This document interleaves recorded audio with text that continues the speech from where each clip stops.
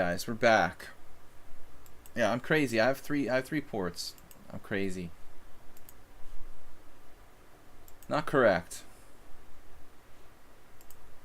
So we're live now.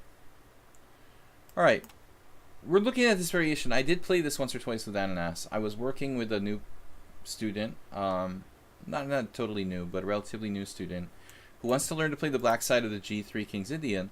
And I recommended this line with knight c6. I mean, it seems like this has become like the best chance for black. A lot of players like Bologan, who's kind of a theoretical leader in the King's Indian, play it. It seems most dynamic. So queen d3, and I forgot the theory here now. I know that Ananas plays this line. He has to play this move that I totally don't know. We had a game once before. I have no idea how it went. I'm just completely on my own here. Alright, queen d3. Just a semi-useful move. Maybe he goes d5 now and he punishes me. That's going to be embarrassing. Yeah, I guess I have problems now. Knight a7. Speaking of embarrassing.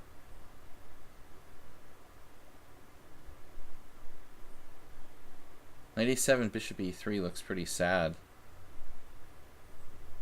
The other options, I tricked myself. Man. Knight b4, queen d1. Then we have huge issues. The knight will never ever get back home. So I've fallen for this trap, basically. Black has a bad position now. This is the whole point of queen d3. I walked right into it, playing blindly. Never ever put a knight on a7, okay?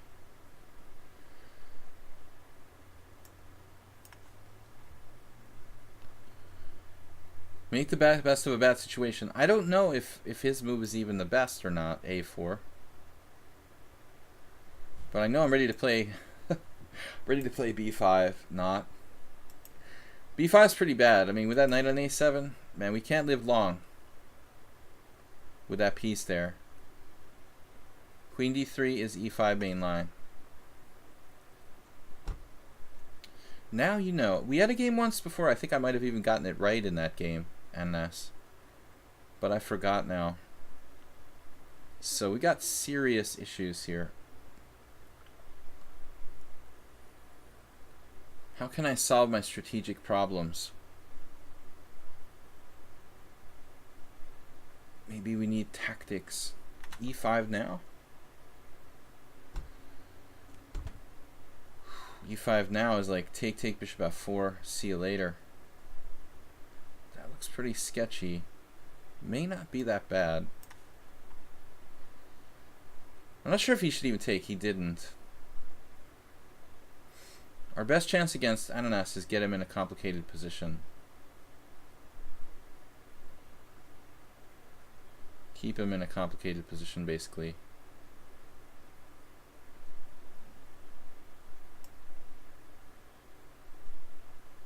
Alright, we need to play aggressively.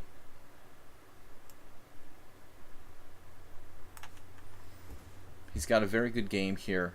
Definite advantage. Another acerbate-like structure. Check Benoni. Bishop d2 is a good move. Preparing knight a4, I suppose.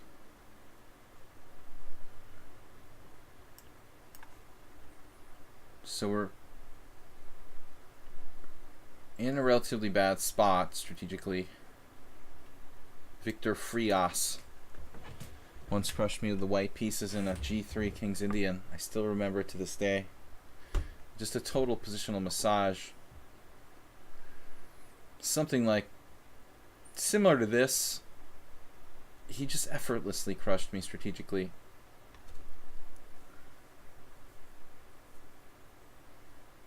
We've got a bad game. Because he has this knight a4 and b4, and I think that's going to be kind of hard for me to deal with. I mean, maybe I can play f5, get counterplay. I was concerned about knight g5,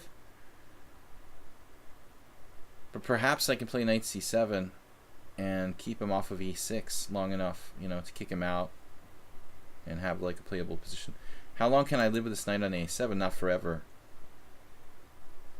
Another question is, like, how bad would it be to play like b5, even like next move, if I was given the opportunity? It looks very anti-positional. Knight c8 to e7. Yeah, I mean, okay, this is like the only place to go. But I definitely like white here. I don't think it's fair to say that the engine is useless in openings.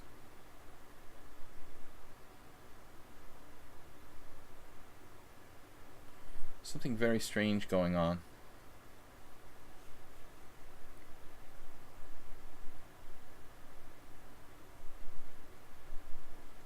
You guys still hear me? Something strange going on. What did I do? That's really weird.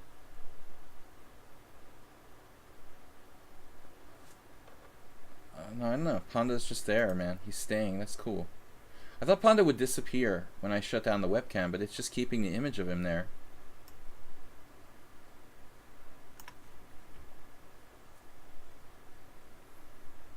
Making the best of a bad position. I hate bad King's Indians.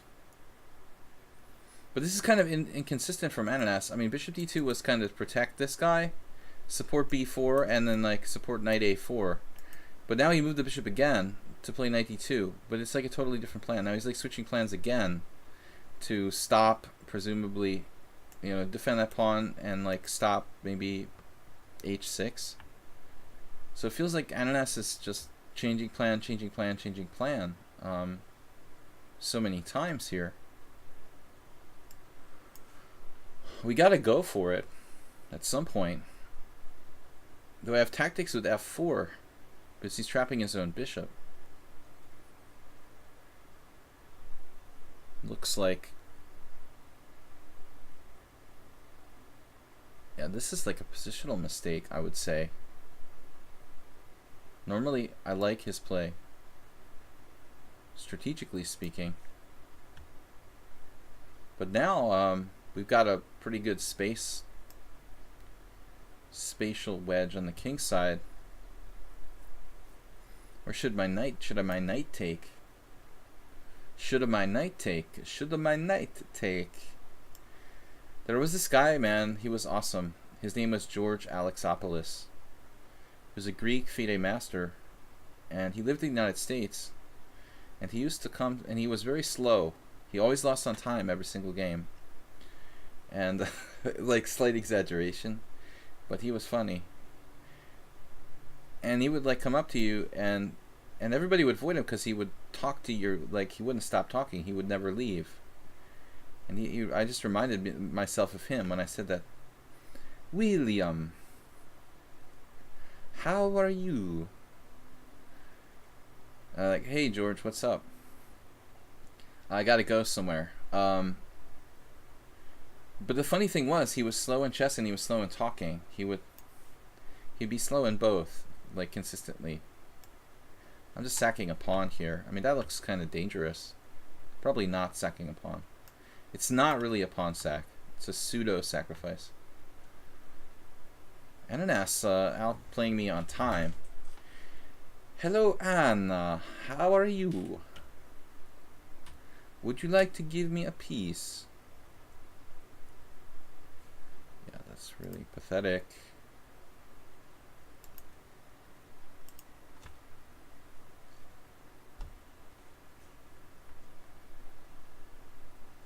So, what happened to George?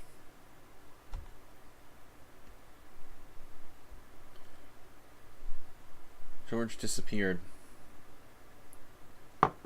Ananas played queen c3.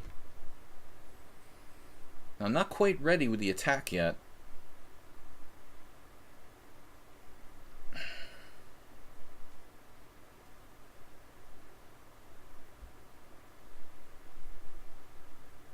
Bishop takes, queen. No, he takes with the queen there. Really don't want to trade. Man,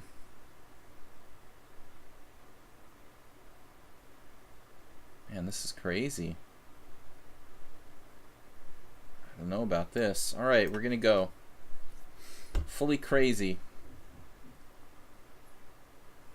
Bob, you gotta come up with a classic rock reference for that line. There it is. Going fully crazy.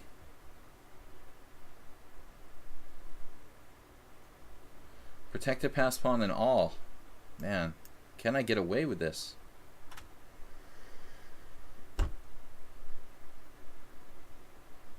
Squeeze me? Squeeze me. Now we're just gonna like fork in with F3. Fork you.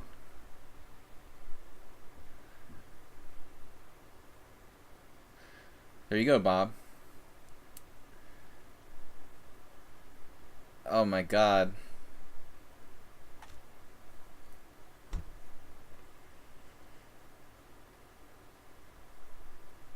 Allowing the protected pass pawn d6 just when no one expected it. And he was getting trolled simultaneously. The knights from hell. Got the rook. The lateral defense from the rook on a3. Not enough. I mean, maybe this is even compensation for a piece in a lot of positions, you know, strategically. Where's the killing move? Well, f3 is good. Not a lot of options there. You always want to take a moment to think about it, but okay, I think somebody's going to get mated, and I hope it's not me. I've screwed up better positions than this, but I think I have knight d2. Queen g5 check and then knight d2. Even better.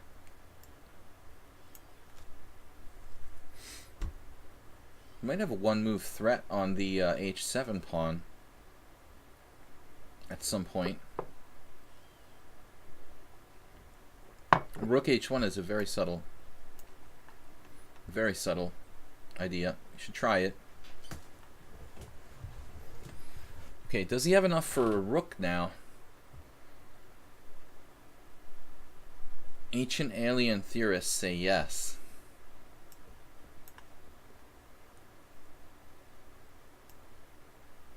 Let's just rule that out right now. Uh-oh, the f4 isn't on either. Is this pawn worth a rook?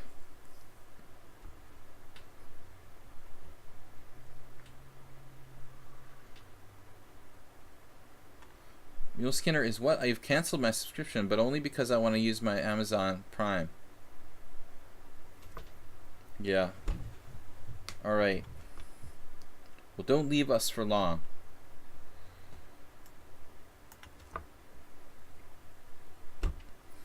I'm up to screwing this. This is an unnecessary and passive move. And Ananas is hanging in there with this stupid move. Leave me alone. The impossible move, like Saul yesterday. This is like Saul's game-saving final sacrifice. Just when you didn't expect it. Knight e4. Oh man. Knight h5. No. Eventually my extra rook will count.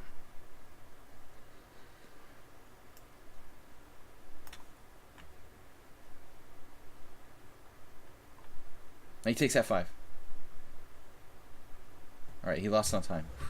That was a tough battle, man. It was a tough battle.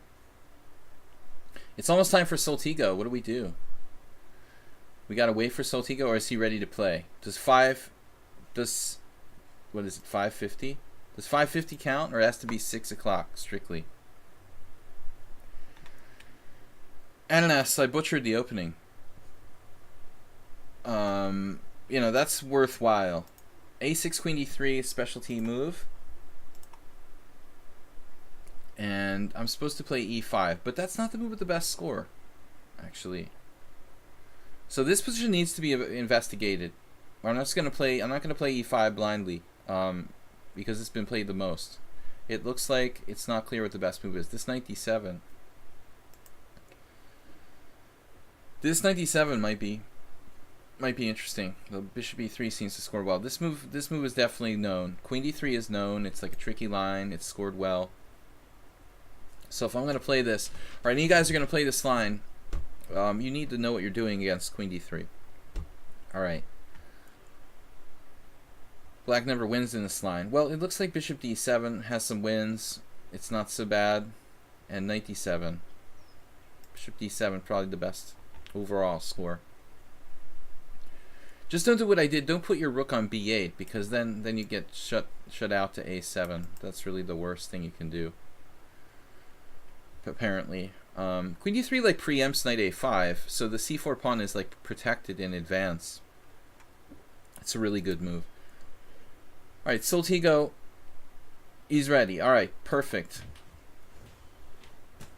Perfect. Alright, what do we do against Soltigo? He's not going to castle. It's a good thing that we're white, though. I feel much safer. Alright, what do we do? We should play his own opening against him. The gambit. He's going to play f5. I had to put in the wireless. I had to get rid of the wireless internet. We were lagging too much. Alright. Soltigo playing the Petrov's defense. Wow. Queen e7.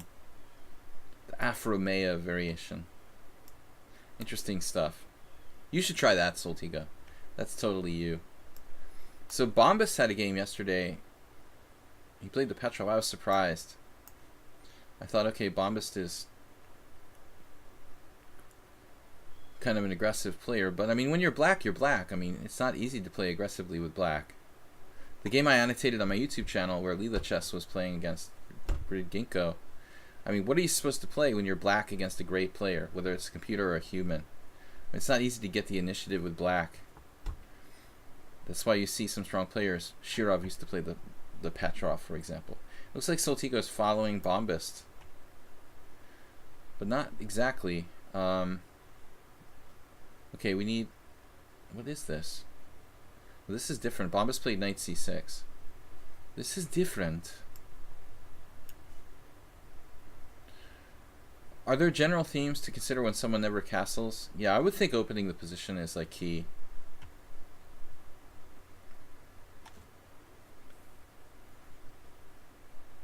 Castling and opening the position, right? Thanks guys for subscribing and just being with me on the stream here. Got 38 viewers today, a little bit light. So a lot of other people streaming at the moment. We've got Nefedov up next, our subscriber. Okay, so bishop g4. This is a line that I thought I've seen with bishop d6 played. There was this Egyptian guy who used to play this in blitz against me many years ago. Same position with the bishop on d6. He would play bishop g4 and cd f5. But I would think that that would be much more important, you know, that he's got to have his bishop on d6 to do a gambit style thing there. C takes d, queen takes d5, knight c3. I mean, I think this is book. There are probably other book lines, obviously.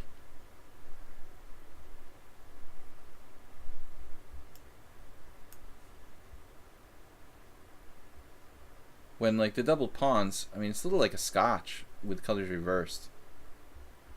Who was it that was playing the scotch game that I analyzed recently? Wow, Soltigo busting out some kind of instant move here. So c5, that's theory. Looks like a good move, feels right. Instantly. So, by the way, according to Nefedov, Afromeyev was the highest ELO rated FM of all times.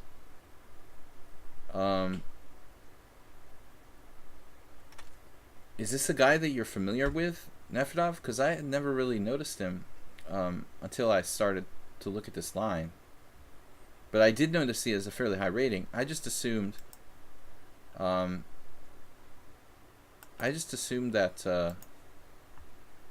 man.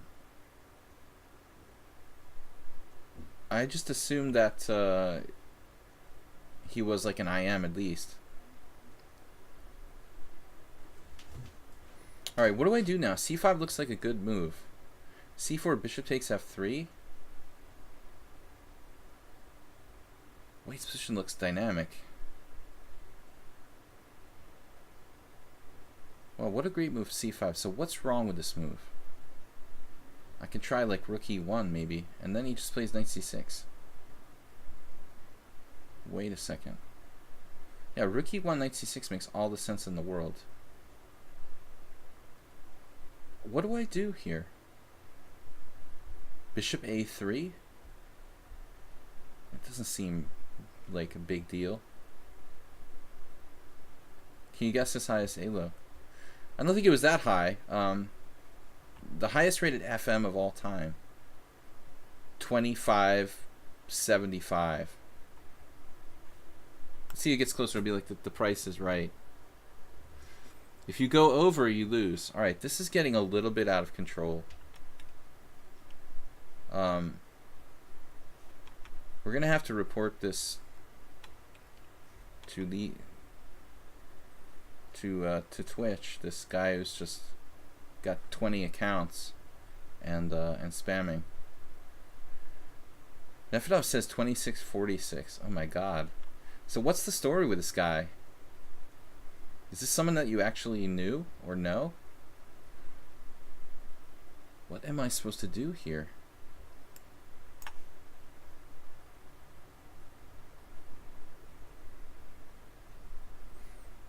I'm just distracted. You like C4. I didn't understand. I said 2575. Bob is close. I don't think Soltigo's paying attention here. This Panda, the Panda Cam though.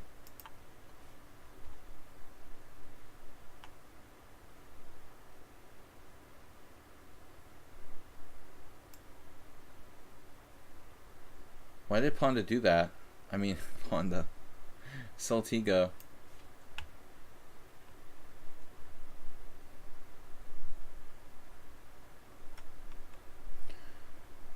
Well, it's like one of those situations where I think the guy probably could have been an IM, but he didn't have the norms. And maybe even a case of like he didn't want to pay the fee. Depending on what's just like chess federation you're from, some countries might make you pay the fee to the International Chess Federation to become a title player. He probably, I don't know, he just didn't play in norm tournaments or something. Playing those weird openings like that makes you think of a really eccentric dude. You can play those such eccentric openings like Queen E7 Petrov and be 2600. That's insane. Some kind of really perverted genius. Bishop E4, sacking the queen. Oh man. All right. All right. This is very entertaining, Soltigo, but I don't really believe it. You've got two pieces for the queen. Soltigo's playing for the gallery again. I've had friends like that. I try to tell them, like, you know, they're more interested in playing fancy moves than playing good moves.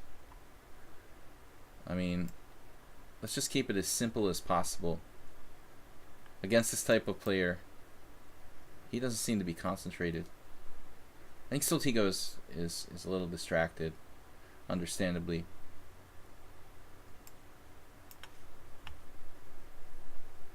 There was a big hype about it in Russia. People were saying the guy was buying his rating by playing exclusively in the regional tournaments. One of his critics went to one of those tournaments. He got paired against him and lost.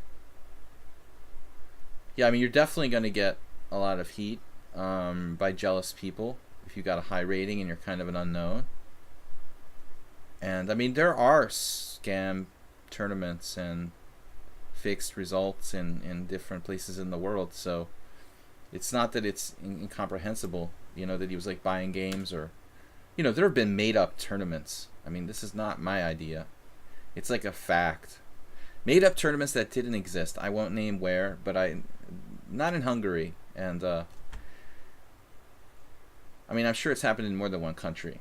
Tournaments that just existed on paper but never actually took place are a common great idea.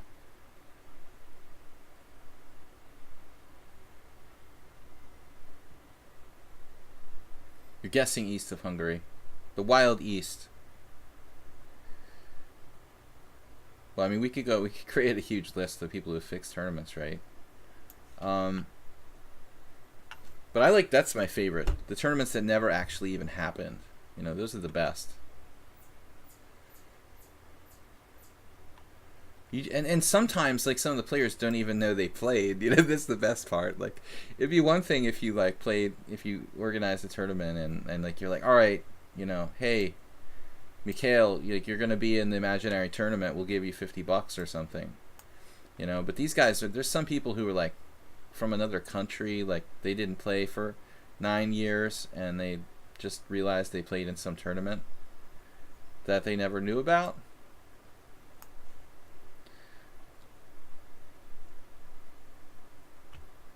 You hope it was not in Ukraine. This particular incident that I was thinking of was not in Ukraine.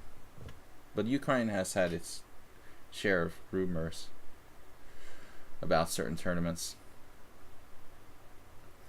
I think Soltigo's been busy the stream, doing stuff off the stream probably, and a little distracted. So he was not at his best here. I like the position though. I thought he had bishop takes f3. Queen c2 was even maybe a mistake by me. And then he went crazy with the pawn to h5. So Larson got the GM norm without gaining a single GM norm. Got the GM title, you mean, without gaining a single GM norm. Well, you can do that like by winning the World Junior, for example. Larry Christensen was like a GM without ever getting IM. I mean, that's pretty common. Not that uncommon, for example. Alright, Soltigo got distracted. I'm curious about the opening. This is a weird line. I mean, I think bishop g4, okay. Let me get this in the analysis board. So again, like, if you had bishop on d6 here, you'd have a known gambit line that, like, Frank Marshall played. Computer likes h3 first. So knight f6 is most common. Soltigo played queen takes. Now I'm supposed to play rook e1 at first glance.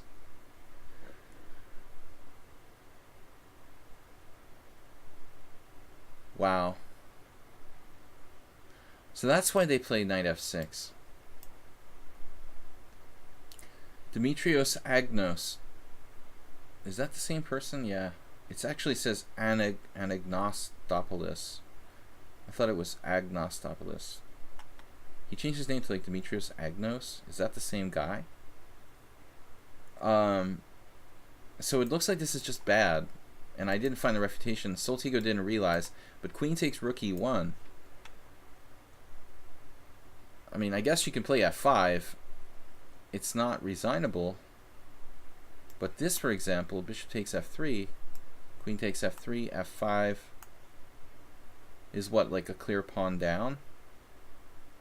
Or just a bad position for black, I guess. Interesting. So queen takes d5. Neither of us knew the theory. I played the second best move here, knight c3. And now knight takes c3, b takes c3. c5, excellent move. I thought this was an excellent move. This guy against Robert Gibbons played knight d7, which is passive, best move according to Stockfish. But if you can play c5, I mean, that's a good move. So the engine likes rook e1. I just didn't really appreciate deeply enough rook e1, knight c6, bishop e4 probably, and then how strong this position really is for me. I didn't see this as like overwhelming advantage to white. Advantage to white. I mean, why is this so bad for black? Almost looks like kind of a normal position. It's pretty subtle.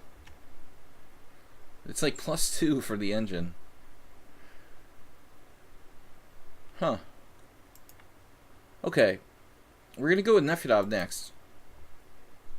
Speaking about Larsen, do you know that a young Peter Heine Nielsen went to visit Larsen in Buenos Aires twice when Larsen was in his last years? Well, actually, you should talk to Yabatis about it. One of our regular subscribers who's not here today. He's actually Danish. Mule Skinner. Are you Danish?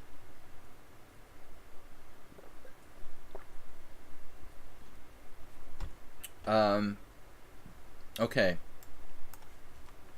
Maybe you're Danish too. Yabatis is always talking about Larsen. I mean, Larsen is huge in the Danish. You know, he's like the Petrosian of Denmark, basically. He's like a world, you know, he's like a hero. Still a hero. So, I saw Larsen once. I mentioned this on a previous stream. Only once. In the Canary Islands in like 1999. And I felt so bad. He wasn't well after that. And I just regret that I never asked him for his autograph or something. I think that my last opponent, Soltico, got distracted. So this is supposed to be not good for black. I don't know why Nefedov was choosing this line. Maybe he's distracted as well. It's not clear if like CD or Queen B3 right away is the best move. There was a guy in this chess cafe where I used to play for money, and he used to play this variation repeatedly again and again and again. I would like beat him every single time, giving him time odds. He was probably like a 2100 player, maybe a little bit weaker than that, maybe 2000, but he just wouldn't learn. Like I was like, dude, this variation, I didn't say it, but it's not good. You know, you would think after losing this line, like 90% of the games he played with it, he would switch to something else, but he just never changed. Like, he just kept trying to play it and just kept losing money. So that's why I'm always... Oh, you're bringing up with Peter Heine and Kurt Hansen. So, I haven't played too many Danish, only like maybe three Danish players. I mean, in my life. Budapest. Maybe 4. I've probably played 4. At least 4 Danish players in my life. But nobody at the top. None of the grandmasters. I don't think I've played a Danish grandmaster ever. At least like in Blitz maybe, but not in over the board. What's going on? The Extracon tournament is going on now. A really good open in Denmark.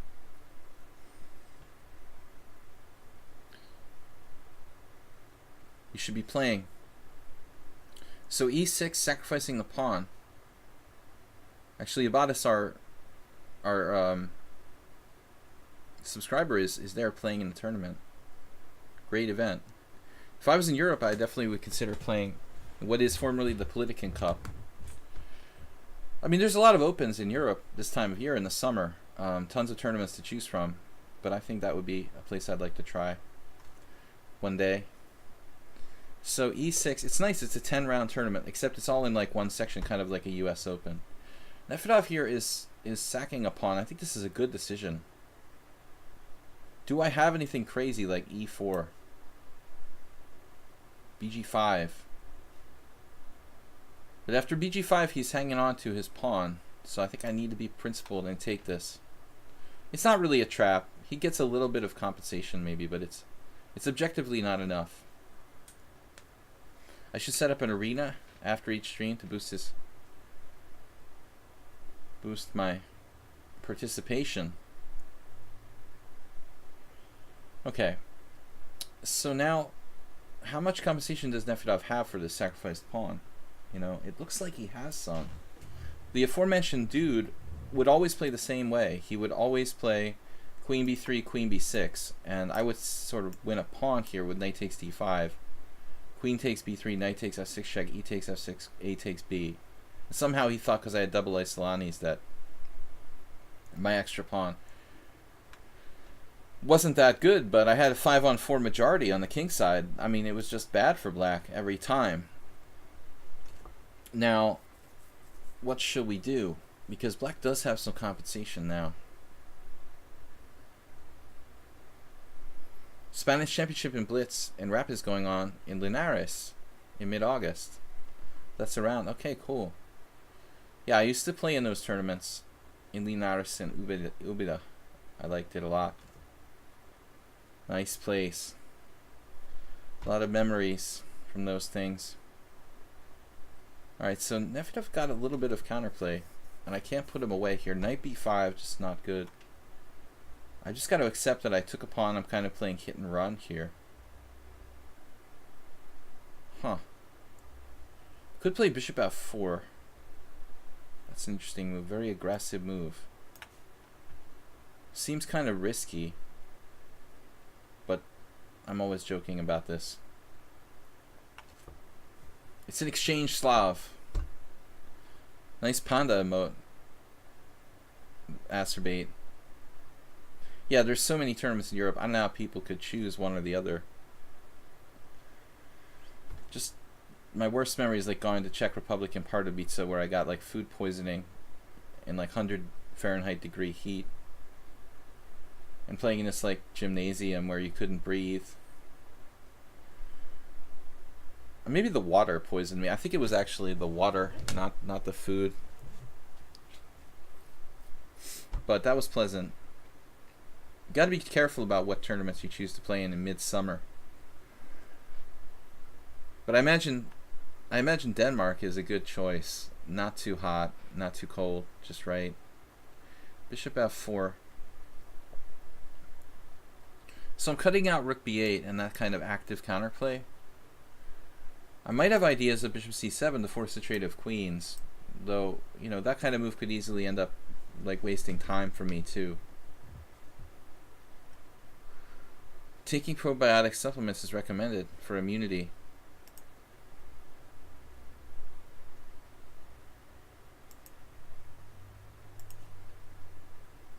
So what's up behind blue eyes? You played in our simul on Sunday. Listen guys, this week is a short week for me. I've got Tuesday, Wednesday, Thursday off. So we'll be back with the next stream on Friday. Friday and Sunday, we'll be playing our Open Blitz challenges on Friday, 10 a.m. That's the morning stream, EDT. And then Sunday, back to Sunday simul, 4:30 p.m. like the stream. Exactly what happened to Larson in Houston against Fischer. Oh, with no air condition. That's a funny story, you know, Mule Skinner. I spoke to Lajos Portish, but maybe... Yeah, I'm thinking of something else. No, never mind. Yeah, I was getting Houston confused with... Yeah, I mean, I was getting confused with San Antonio. Okay, never mind. Another story. But, yeah, of course, Fischer, I mean... No air conditioning. I mean, I would refuse to play in a match of that level. Then later, though, where did Larson actually live in Argentina? I was curious. Which part of Argentina did he live in? I know he lived down there or spent a lot of time there. Was Larson uncomfortable with the hot climate in general, or I mean, Argentina is very diverse climate-wise, but Houston is not.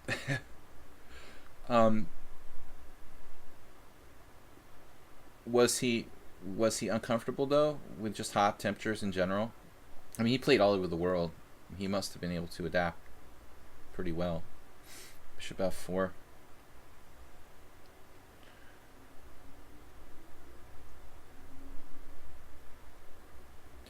Gonna stream after the creation of the upcoming h4 Panda emote tomorrow. Awesome. Alright, I think Nefedov has seen better days. And we got serious chances of an e4 pawn sacrifice. All sorts of good stuff. I mean, knight b5 is looking really brutal as well.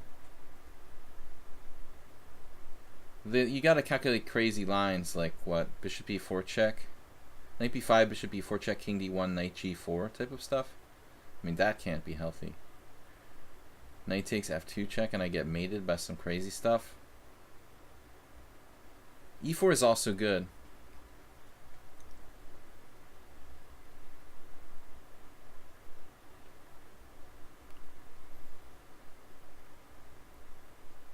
Black's position highly suspicious. I also have knight e5. That looks strong. Let's just play that. Nice simple move. Perhaps setting up e4. To remember that I'm playing Nefedov, not Soltigo. Hi, I'm confused with the streaming. What's up? I'm normally streaming 5 days a week. This week I have a vacation for Tuesday, Wednesday, Thursday, so that's the only reason why I'm not streaming. Usually every week it's Monday, Tuesday, Thursday, Friday, and Sunday. Oh, you're talking about you streaming. Okay, I got approved by moderators, but now I don't know how to stream. You just have to put like lichess.org at the end of your, if you're streaming on Twitch, or I guess anywhere. E4, pawn takes e4.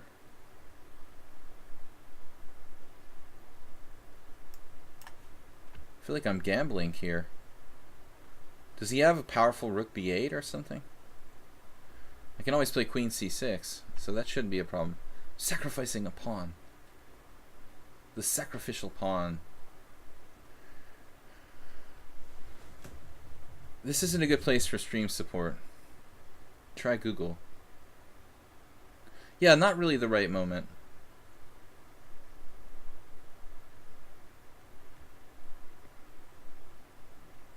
I mean, we're all over him here like a bad suit.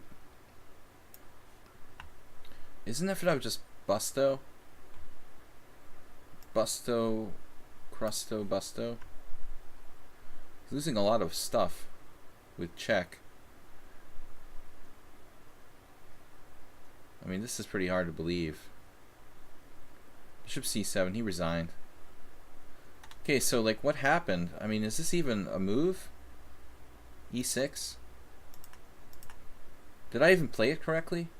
So everybody plays that guy's variation, queen b6. It's actually a line. But you can play bishop c8 as well. I mean, this calls into question the queen on b3. But e6, sacking the pawn. We gotta take. And Nefedov gets like a tiny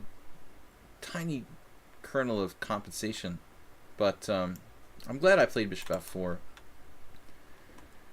This was a really key move. Nefedov's gonna freak out. Like, he doesn't like when I have 0 inaccuracies, 0 mistakes, 0 blunders. And he says I'm a computer. But I only play this way against him. But honestly, that's a really bad opening. Alright, so how much time do we have left here? We've got quite a bit of time left. We started at 4:30. 2.5 hours makes 7. So we've got 40 minutes left in the stream today, guys. I'm going to take subscribers and then anybody else. So we're out of subscribers. Laluo is not a subscriber, right? Demetrius is not a subscriber. Then we'll just take the rest of the challenges in order. Correct.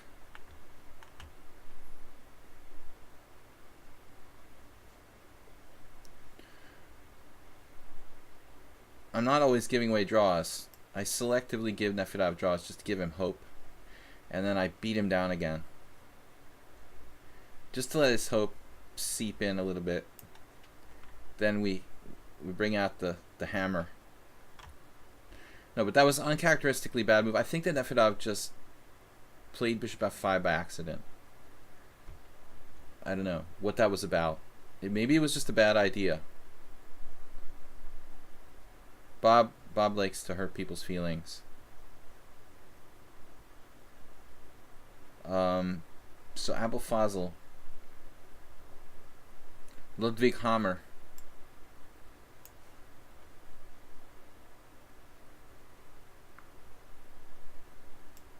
Magnus Carlsen Keto. But I'm curious, Nefedov, was it intentional to play that line, or was it just was it an experiment, or was it like just you weren't thinking and played bishop f5 there in the wrong position when you meant to take on c4? Normally you take on c4. I'm curious. You can always just lie and say, yeah, it was an accident when you really meant to do it. So c5. The pawn sacrifice revitalized this line, theoretically, many years ago. In the actually in the late 80s, Igor Glek was playing this in like the 89 era. But this is revolutionary theory in the same-ish, revitalizing a line where we were trading queens and sacrificing a pawn, but black is at least okay. Almost no one accepts the pawn. So Nefedov said, yeah, in his head he already played DC. He didn't want to do that. Okay, he didn't mean to do that. He knows better than to play bishop f5 withod takes c. But anyway, Pavel, thank you for giving me this chance to demonstrate the reasons why bishop f5 is not a good move. The reasons why black takes d takes c in the Slav. Very instructive.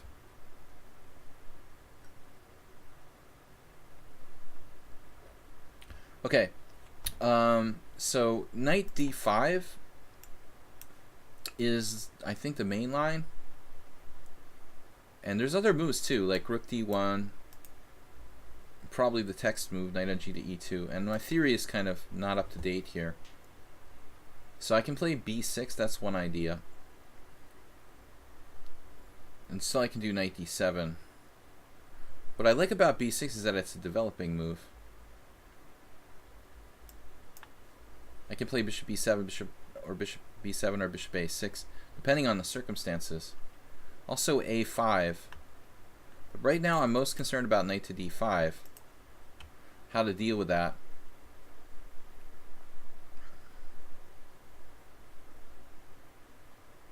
I mean, I can play e6. This is like super long term. Just down a pawn to the naked eye, but kind of lingering compensation for black based on this long diagonal, the fact that white's uncastled. You'd think, okay, the queens are off, it's no problem, but it's still not that easy for white. Once I saw white, a FIDE master, get his king sucked out to h4 and like checkmated, believe it or not, in this type of variation. How come this looks like a Fischer random? Your general, I liked h4 though, and that we were wondering, the Panda and I wondering if you played h4 in the Sicilian on move 3 Nefedov the other day. We were wondering if you played h4 because of Panda. You know, was it really to bring out the Panda? Maybe your little friends there wanted to see Panda, so you're like forced to h4 at an early stage. I was thinking.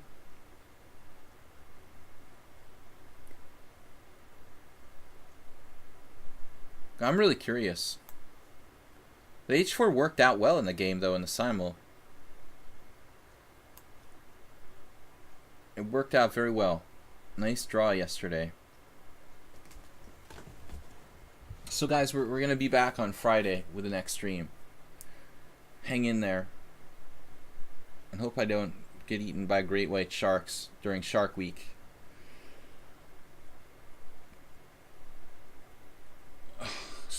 Maybe we'll go swimming with some seals or something. If I don't come back, Bob, just assume that I got eaten by sharks. e6. Knight b5 now, that's a developing move. Just kidding. He's heading for d6 or c7. I think this move is kind of anti-bishop a6. In a way. Panda inspired, I thought so. I know you tried it against me again. I mean, I know you tried it against me once before. I wasn't that thrilled with the way that went down, so I tried something new. So what's the best way here for black? It's very interesting. Knight e5 is even interesting, but then knight f4 solves all of his problems. I guess I can play knight e8 if nothing else. This is not too bad. This is passive, though. Yeah, I feel bad about this move. I'm criticizing lichess for this move. And someone else today. And now I played knight e8. Okay, he put his knight on b5. It's also in a kind of controversial position. So knight f4, that looks slow, I will say. I can play a6, just kick him out, but my bishop has no business at all here. So we're gonna go bishop a6. Should you sound samples? Yeah, I agree, dude. I think send sound samples in general. I mean, I've got these buttons. No! But no, I mean, the sound samples, I wanted something the other day. No, I can't remember what it was I was thinking. Do I just take here, or do we go for more? Seems weird to simplify this. Controversial.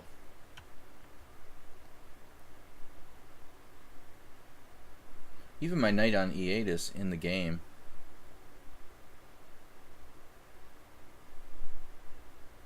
Almost have something. Check. That's what I'm talking about, the king getting sucked out to h4. It gotta be something, it gotta be. Good grammar. It's gotta be something pretty darn similar to this, right? You wondered, how does that happen? Dragged around. Possibly fatal. Fatal reckoning. Man, this is so easy. It's a beautiful thing, this position. Take this. Hey, simple chess. Just take it. No, but how am I going to finish him off? I'm getting all cocky now, but I think I can't finish him off. Bishop f4.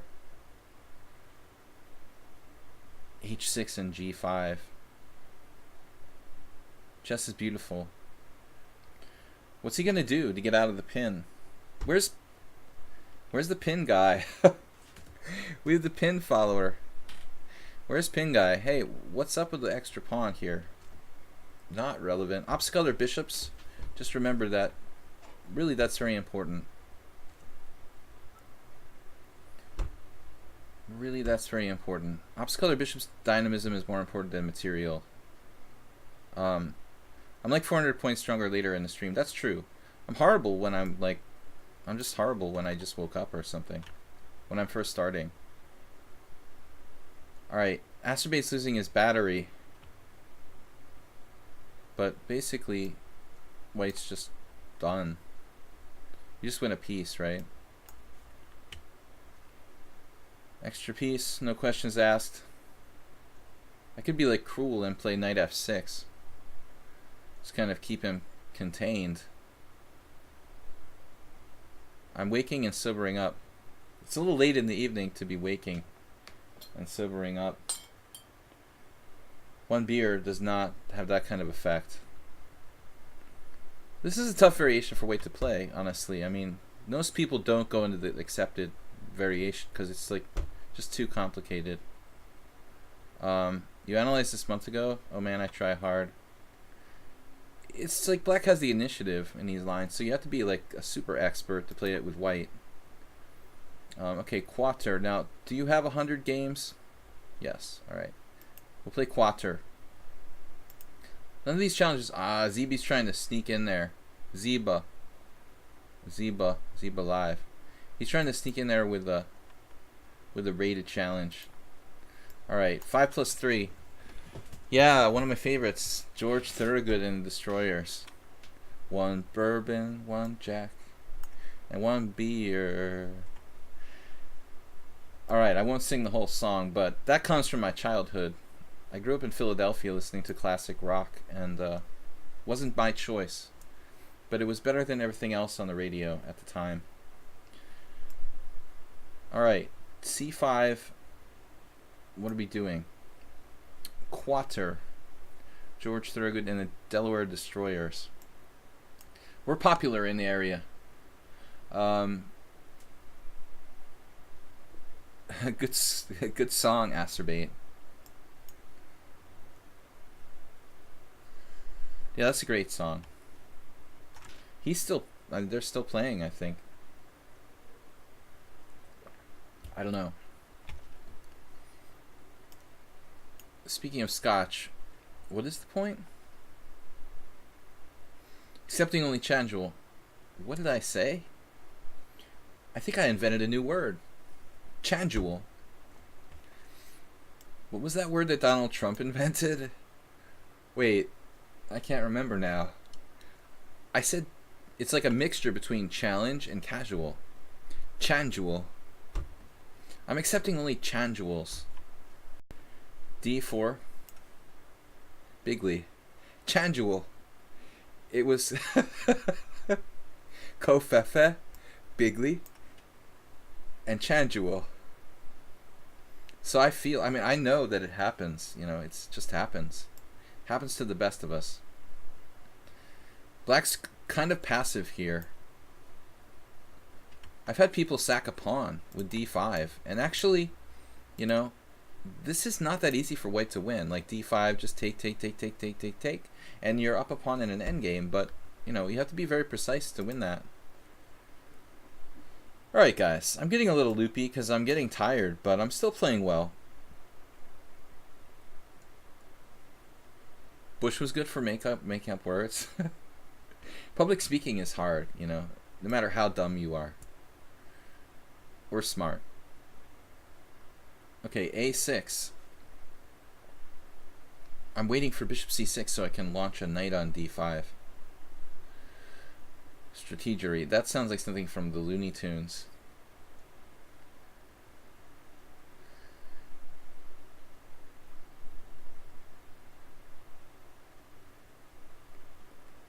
Thank you, Neil Swint, Merle Dixon, and Soltika for your bit donations this week.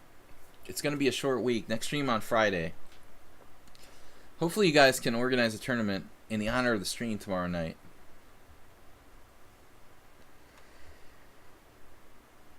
Alright, let's not get too political, Bob. I'm just kind of generally making fun of people. I don't want to insult anyone's political affiliation, no matter how much I disagree with it. Rook on a to d1. That's just not fair. That's not the American way. Or is it? Rook on a to d8. Knight d5. Wait, that doesn't work. But I did watch the Who's America. I mean, the just that part was on the internet today about that, like, state senator from wherever, Georgia. I mean, that was ridiculous. It almost is unbelievable that, like, they weren't just he knew or something. I mean, that was hilarious. It's hard to believe that that's real, The Sacha Baron Cohen thing with the Georgia state senator or whatever. It's just ridiculous, man. I Am Rosen has 100 more viewers listed. Great. Rook on a to d8. It's a good thing he's streaming at the exact same time as me. That's cool. Rook on a to d8. What am I supposed to do here? So he's still solid. See, maybe he doesn't talk about politics on his show. That's the secret. Queen a7 going after the pawn, forcing black to play rook b8 doesn't really do anything for me. How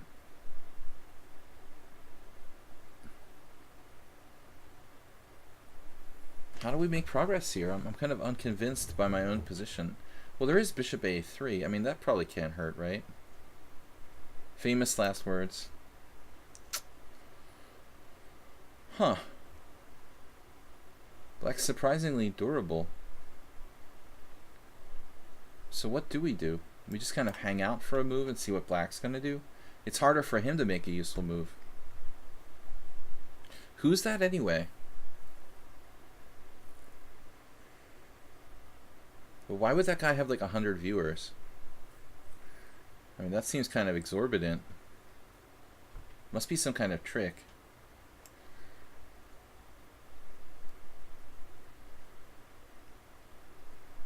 Alright, e5, finally black makes a mistake here.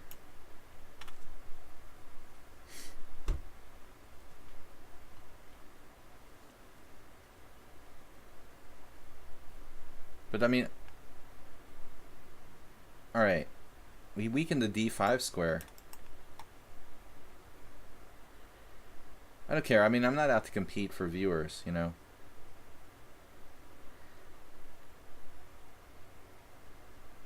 My viewers are low today. I wonder if he's streaming on purpose, just to get me. He streamed for Ben Feingold. Oh my god. The legend. Greatest player who ever lived. I like Ben. I mean, Ben's legit. He's a good player. He can't beat me, but he's still a good player. Wait, he's in Hungary? Who's in Hungary? What are you guys talking about? I'm getting confused. Well, Ben's looked like that for a long time. That doesn't mean anything. Bishop f5. Tragedy happened? Yeah. No, I don't know what. We're all on different kind of subjects here, it looks like. In the chat. I was talking about the number of viewers, then we talked about Feingold and I Am Rosen doing a stream with a lot more viewers than me. Then we're talking about a tragedy that happened, but I don't understand how that ties in to the other things we're talking about.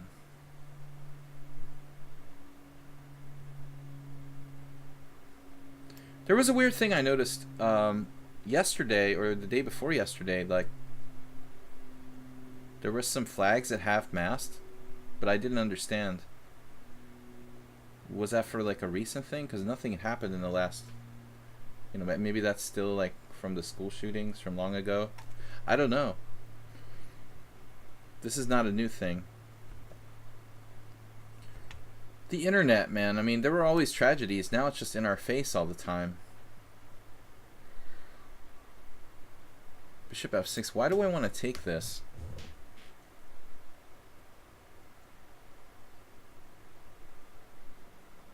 Bob's the guy who says that I'm dead, you know, and then he's like criticizing people's fascination with tragedy. Knight d5, huge advantage, but how do we put him away? Just g4, g5. Still not over yet. It is over. It's not over, but it's over. Convenient. A convenient truth.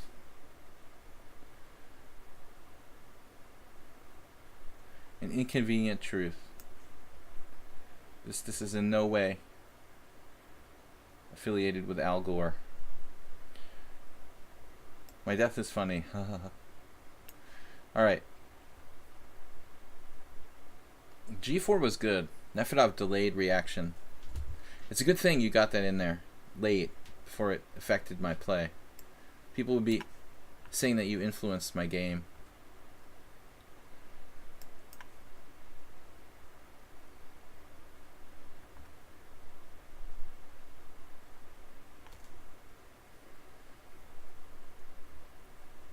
So this is over. We're just up. Too much material. Guys, we got time for like one or two more games, depending on how fast they go. Maybe I won't even play G takes F, opening the position. But I guess it's good. We'll just be careful with our king. I was thinking rook H1. Yeah, G1. The other H.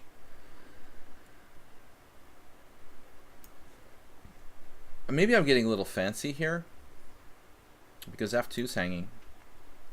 You got to be careful when you have a winning position to take it seriously. I let this get a little weird. Please play with me.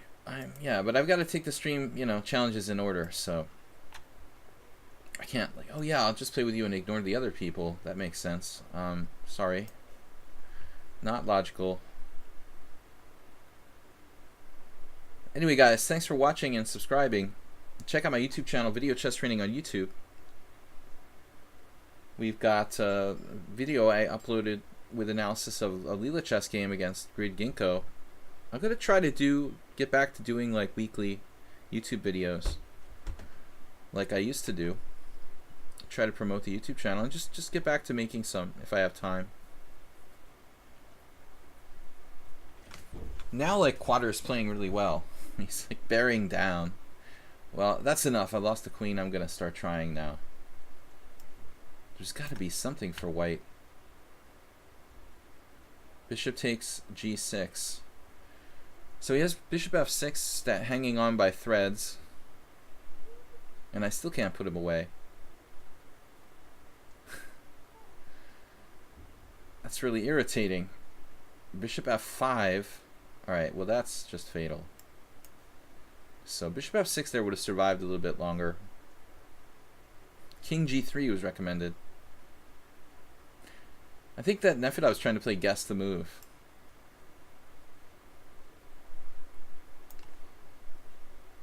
Alright. Next one up is Laluo, who beat me in the simul on Sunday. Guys, this Sunday and every Sunday I try to do a simultaneous exhibition here on lichess and Twitch. Yeah, I mean the media, yeah, of course, Bob. Tragedies spurn a lot of, create a lot of news. It's really sick. That's the way it works.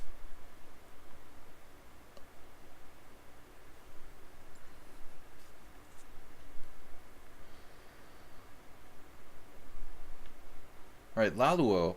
Don't know much about him. I dropped the simul game. I was actually better in that game, but time pressure did me in. I lost my way. Lost a pawn, and he played really well after that. It's cool. Yeah, no negative news in the stream. We'll just pretend it doesn't exist. Our happy little world of chess here. d6.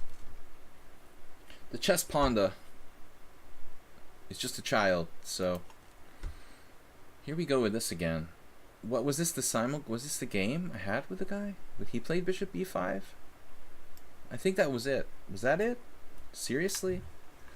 Because I looked this up the other day, looked it up. I mean, I just checked to see if there's any games. And, like, no strong players ever play this, but yeah, try to avoid all the media bait for your mental health. I agree, shock therapy. You're not meant to read, like, up-to-date tragedies every 5 minutes of your life. You're not meant to really process that, I don't think. Not to turn a blind eye to the real world, but we could transpose the Vida Lynch variation of the dragon if I play g6 there. Great Latvian master, very creative player.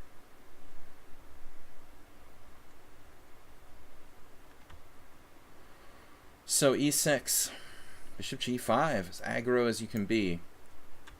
Just get the pieces out, no pawn moves. He's 1500 in bullet. I'd probably be 1500 in bullet these days. I think I had a bullet rating on another chess site. I got up to like 2400. But here it would probably be much different. It would take me a year to start to play bullet chess comfortably. My mouse skills have never been good. Even when I was like 20 years old. Just not mouse oriented.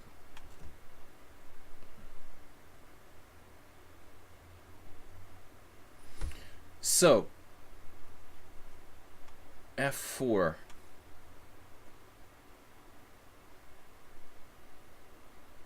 Yeah, that looks like a really strong move.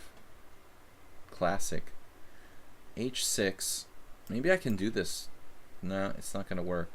I can do h6, g5, though. Maybe. I can do it maybe. Nah, it never works, man. It never works. Forget about it.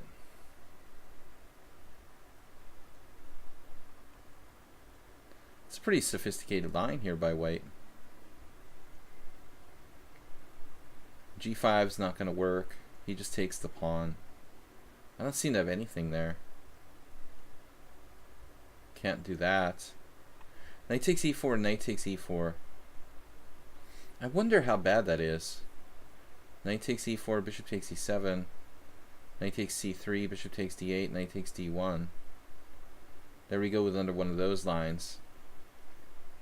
Or knight takes e4, knight takes e4, bishop takes h4, knight takes d6 check, king f8. Objectively, with attacking chances for white, I would say. So I'm not really sure what I'm supposed to do here. This actually looks kind of crappy for black.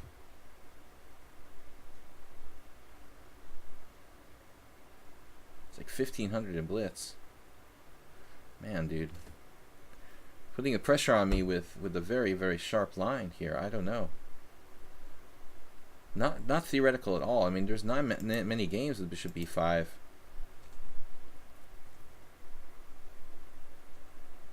Yeah, bullet is a waste of time. There's no doubt about it. You cannot tell me there's like really practical benefit to that, as opposed to playing like 3 or 5 minute chess. You can play more games, but they're garbage. I mean, it's just hanging pieces. Maybe sacking a pawn with g5. I just don't believe that can be good.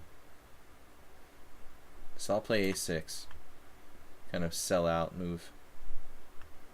And white is fully equal here, at least. The taking e4, I don't know. I don't think it's great. We can look at it after the game. I have time for one more game after this, it looks like. That's a long one against Dimitri. Maybe I don't. This one can still go another, you know, another full 12 minutes. So maybe this will be the last game. Well,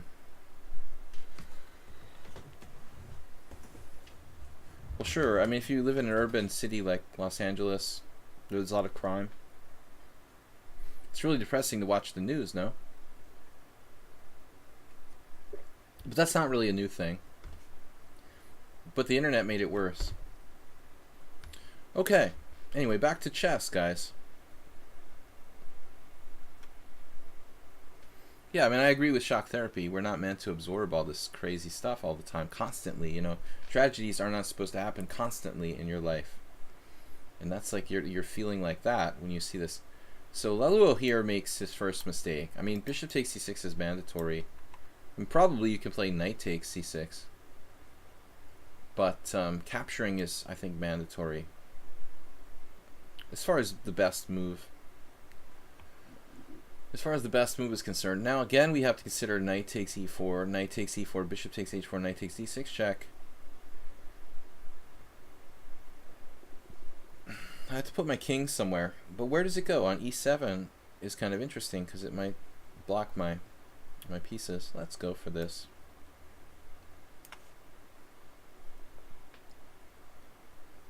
Bishop takes e7, queen b6, triple exclam. Emery Tate. Queen b6. I wonder if that actually works.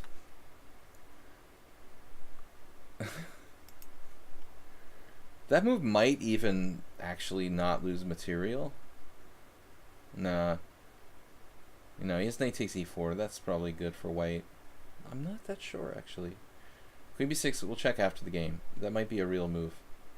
So knight takes here.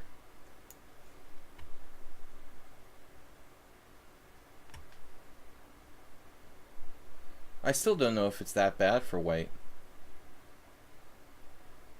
Maybe it is. But bishop b2 was a bad move. He who hesitates is lost.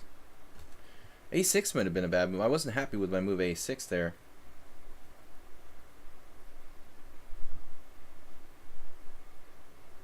This is a mysterious variation, this bishop b5. So the bishop b5, bishop g5, I think we're transposing to this. This is called the Richter variation.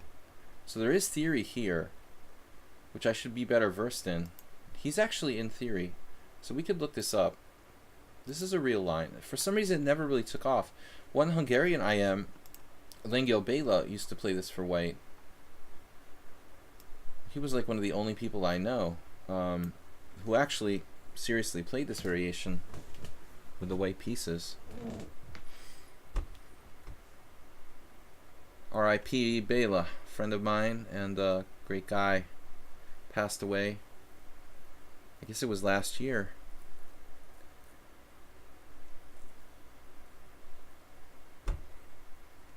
Now he's just simply being down a pawn. So this was not at all like the right way for white to react. He had to find something more complicated. Okay, you might survive against an average player who's not a lot higher rated than you. This kind of ending is like interesting and possibly holdable, but against a professional like an IM or a GM, you're almost certainly going to lose here. So if you have another option at this point,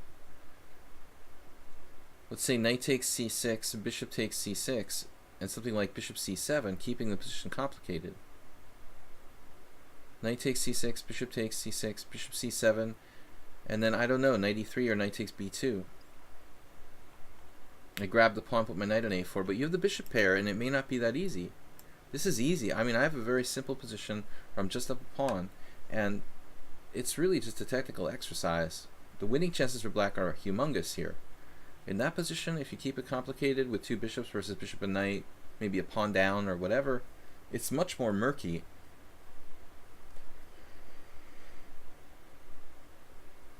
Bob, you seem particularly political today.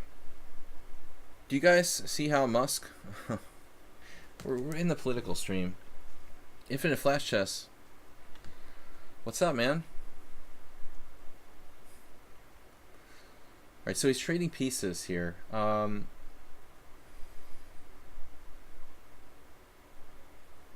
general, you don't want to trade pieces when you're down, I would say.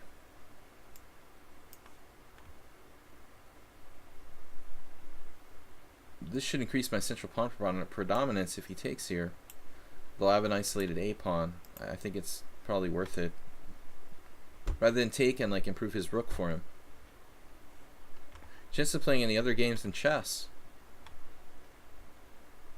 No. I'm out of here. I'm leaving in like 8 minutes. I don't think I'm gonna have time to take this challenge from these guys. This is a brand new account, 200 games. Zib. Dimitri's next, but that's a long challenge, the 7+3. We'll do it because I'm not going to be here for 3 days. I'm going to take one last game. No more bishop b5. Always alert. Laluo goes down to the exchange. Goes down the exchange. Alright, quick last game with Dimitri, but I mean, I'm going to play fast because I really am late. I'll end up being like 10 minutes late after this game. If he doesn't show up, we'll take the other challenge. The new guy gets to play. A lot of people waiting. Is that Hassam? You just have to play when you have to play. Nothing we can do.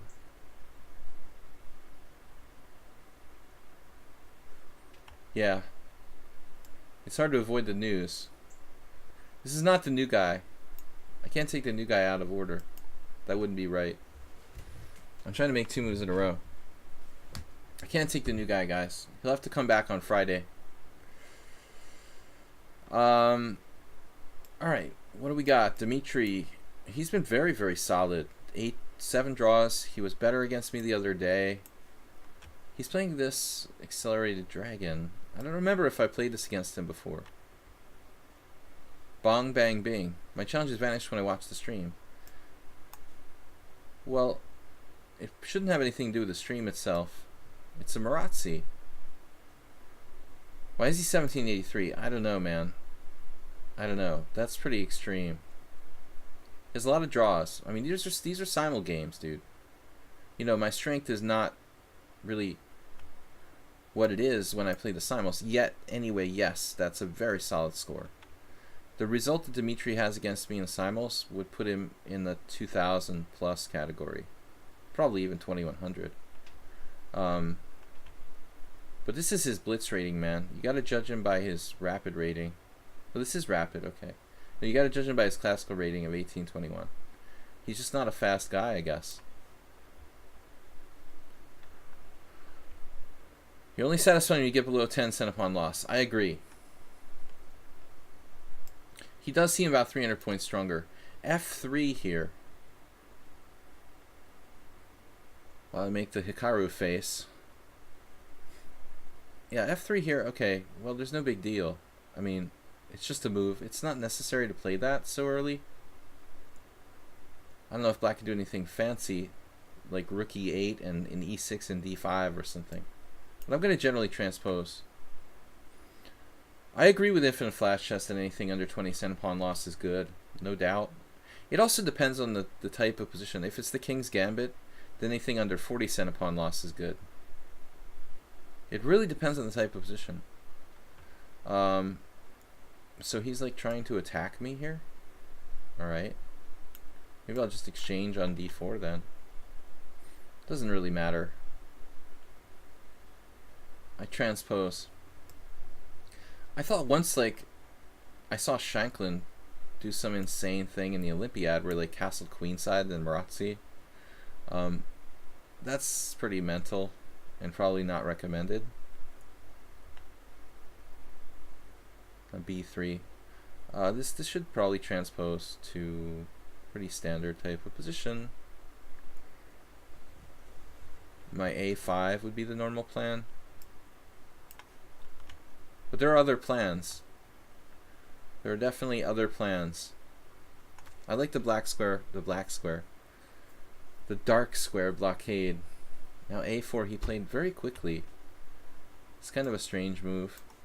Maybe some subtlety I don't know about. He's locking down the b5 square.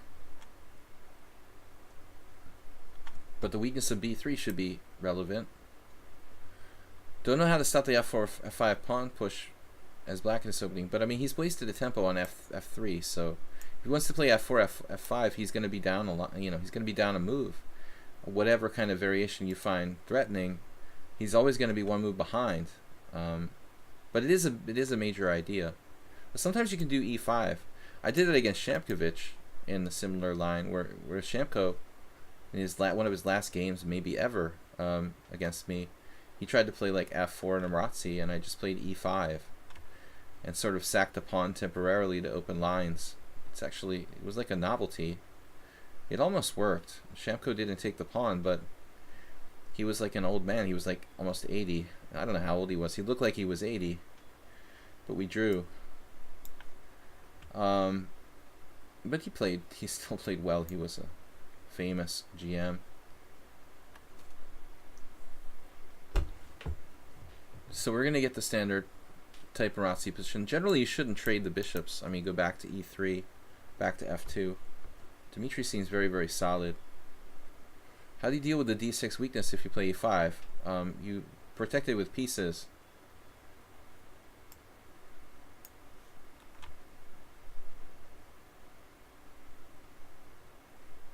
That's the way it works, right? I did manage to beat this guy twice somehow, but he seems insanely solid. I'll probably come up with like bishop d1, triple exclam. No, this move is much lamer. This is actually a known transfer in Marazzi to play like bishop e2, bishop c2. I'm not sure how good my position is here for sure. Queen b6, rook a6. This move I don't know if it's even right. We got to do something.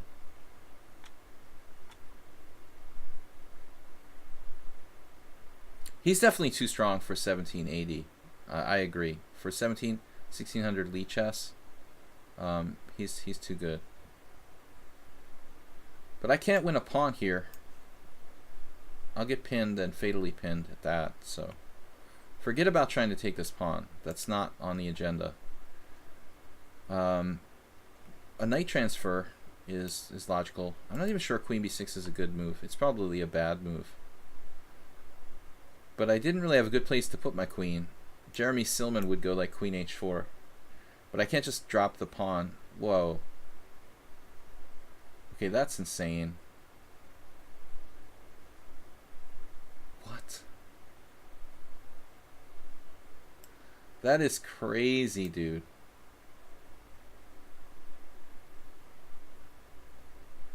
Wait. Wait a minute here. Dude did like a pawn thing, like he grabbed the pawn like this against me in another game that was impossible. Like nobody would ever do that. Now he's doing it again. I mean, that's, come on now. I don't know anybody who would take that pawn ever in my entire existence in the world of chess. I mean, it's not even good for white, probably. Just when you were saying his rating is too low. Yeah, I mean, it's ridiculous. He's like 1783. That's just crazy, dude. Who would take that pawn? Alright, we take the central pawn, I guess, with check. He's got to play c5. I mean, he's not better here. He's just crazy. He just lost a pawn, right? This isn't good for him. He just dropped his queen. No, I mean, the whole point is c5. I'm not freaking out for no reason. The entire point is c5. And he didn't play it. Alright. So what's the deal here?